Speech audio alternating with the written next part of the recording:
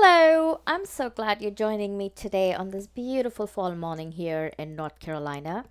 I am using a few stamp sets that was released early October and actually no, in late September, and it's called the Autumn Bliss. And the focal of this card is actually the sunflowers, though it's going to be on the background. It is still the focus because I want to show you how you can incorporate um, like a standalone die to create a scene. Many a times we have standalone dies which we kind of don't know what to do with it, especially flowers. We just make it as a background, and there are a lot that you could do with these standalone dies. But today I'm trying to incorporate this sunflower die, which is a standalone die, along with other elements that has been released in this release to build a scene. And I've started here with a white cardstock, and the cardstock that I'm actually using is called Bristol Smooth. Now, if you are new to card making and you are finding it difficult to blend inks, whether it's Distress or whether it is color fuse ink from Brass and Bliss, it's easier if you try using a Bristol Smooth cardstock. Now, if you're a seasoned crafter, of course you know this trick. But if you have not really experienced how to, I mean, how to have a good blend, then maybe it's your paper. Try using a Bristol Smooth. And here I've gone ahead and blended that color. I wanted to have an autumn feel, and that's the reason why I did those colors. And I've gone ahead and die cut the stamps using this standalone die, and this standalone die is called large sunflower die. So it's kind of has a few layers, just a very simple layers, and honestly there's nothing too complicated. It's very easy. There's no fussing with tiny little die pieces, nothing. It's very easy, and the end result is beautiful. So here I've gone ahead and cut all the pieces that I need to create the sunflower. But I wanted to add an additional dimension to the flower that goes over the base layer.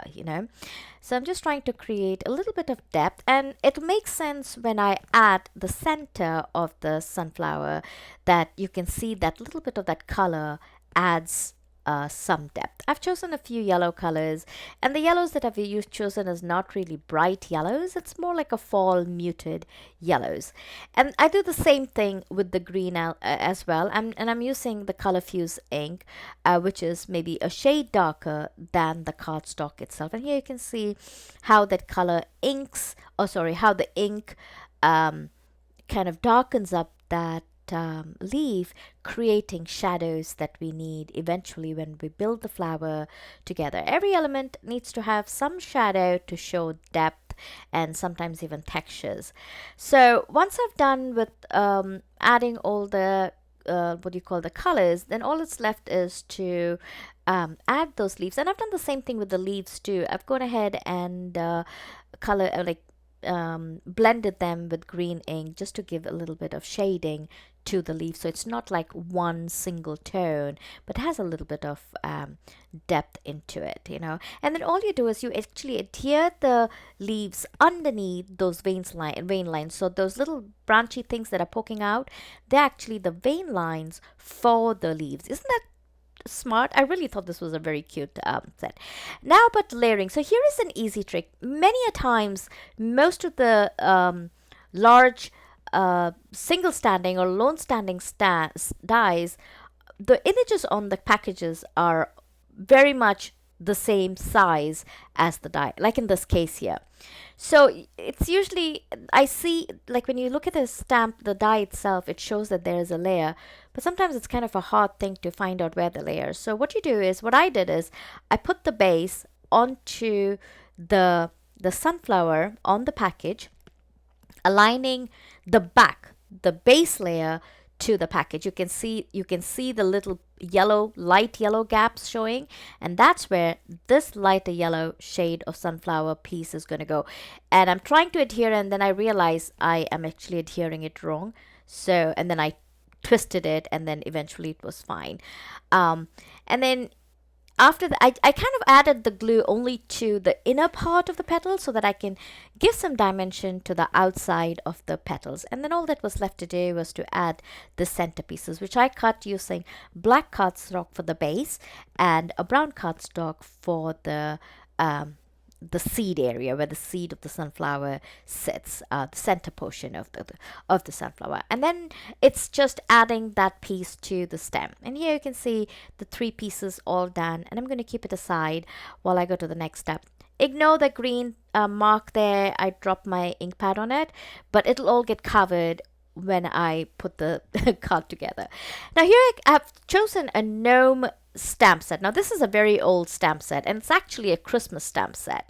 So I want to encourage you that don't be like, you don't necessarily need a fall gnome or a spring gnome. If you have a gnome set, all you need to do is change his clothing. Like here, he is wearing a blue overalls, and I'm just adding some plaid to his overalls using white gel pen, kind of creating some kind of a design or texture to his overall. And I'm just making a very Christmassy gnome into a fall gnome. Now, ignore the hands where he has gloves and mitts because all that is going to be covered. For his hat, I went ahead and colored it with a very light green, and I'm going to make sunflowers using those the print that's there. So there's polka dots actually, but I went ahead and colored those polka dots with a dark brown ink, like it's the center of the sunflower.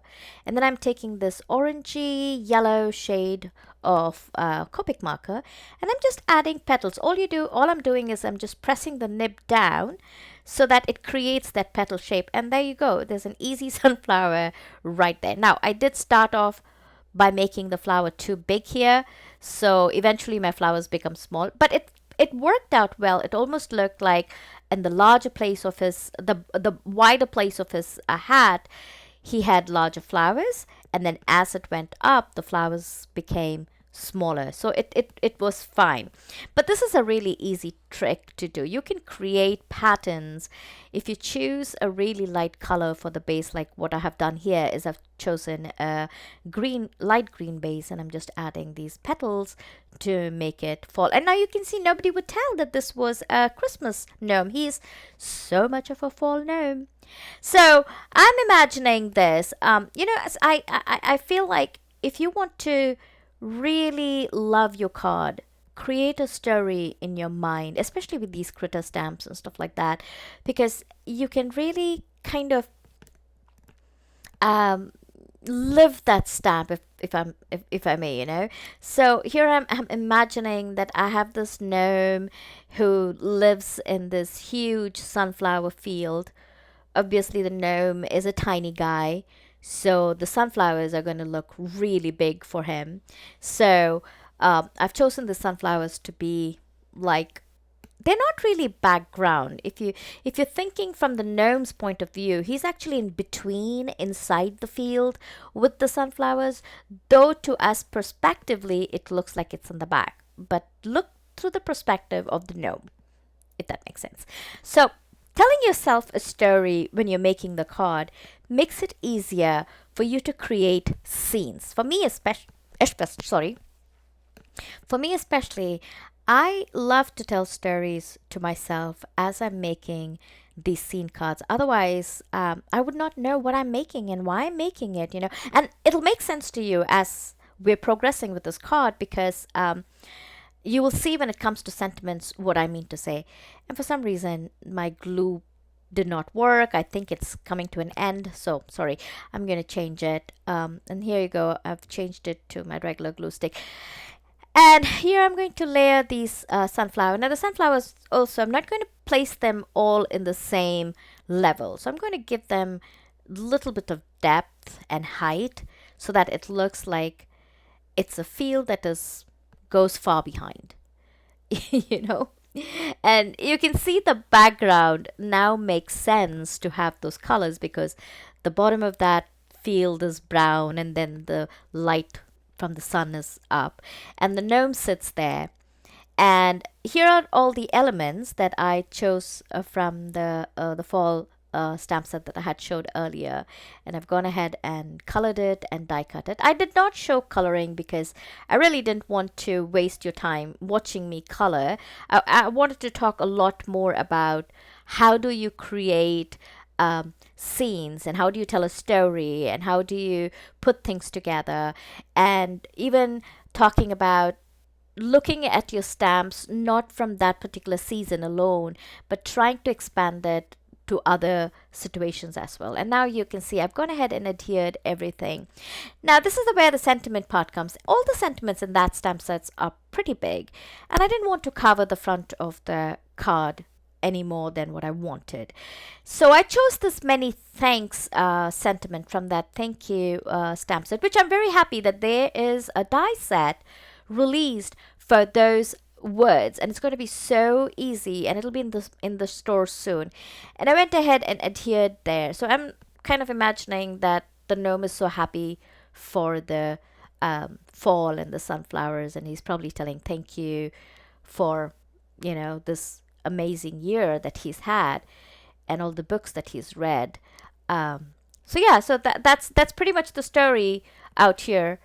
If you have any comments on my story, or if you want to make it better, leave us a comment. I would really love to see what you imagine. We're always excited to see projects and designs that you guys come up with. So don't forget to tag us on our Instagram and our social media, so we are making sure that we see the projects that you create. And here are some close-ups of the card that we created. I hope you enjoyed this video. I'll see you next time. Bye-bye.